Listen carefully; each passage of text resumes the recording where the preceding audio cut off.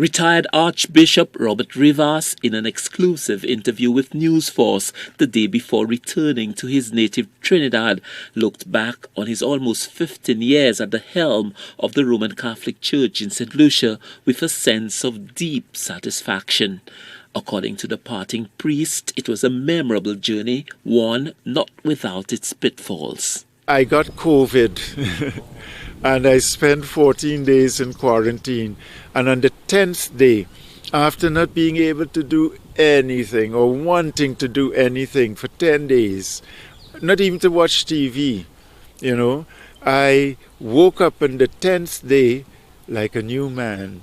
And suddenly my creative juices started really springing forth. For about a decade and a half, Archbishop Robert Rivas toured the length and breadth of St. Lucia as part of his pastoral duty, becoming acquainted in the process with St. Lucians of all walks of life. This he describes as an unforgettable experience. And I got to know St. Lucia very well. And in the process, I picked up a little Creole. I didn't learn very much, but I know if I want to use it, I know how to get it. And I could speak.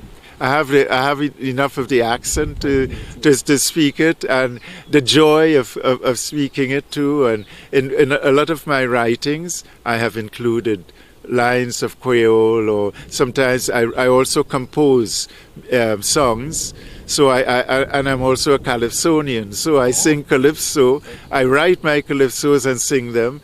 And I've done a mixture of things. And I say St. Lucia is just there's something in the air that really ignited something inside of. The former head of the Roman Catholic Church in St. Lucia points to the liveliness of the local church and its warm embrace of St. Lucia's culture as evidence of its evolution and favorable state of health.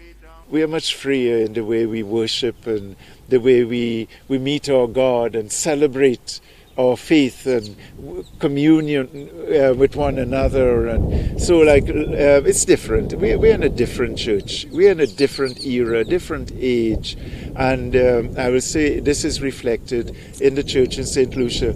And there are some songs, that we sing in Creole that honestly they have stimulated me from the day one I came here, and every time I hear them they lift me up, and I know the people love them, and it shows that also that we have been able to inculturate our faith, that we haven't kind of isolated our worship from the culture of our people.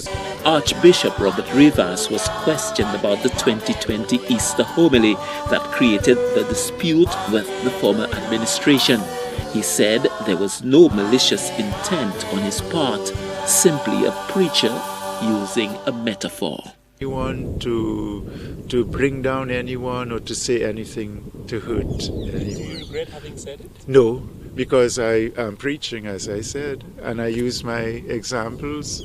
Maybe if I knew that it would have that effect, I might have reconsidered it. But regret, no. There's no need for regret because there was nothing wrong in what I said. Archbishop Robert Rivas looks forward to his days of retirement in his native Trinidad and Tobago, during which time, he says, he intends to take on selected roles and to pursue his love of writing. Stanley Lucien for the HDS News Force. How do you feel?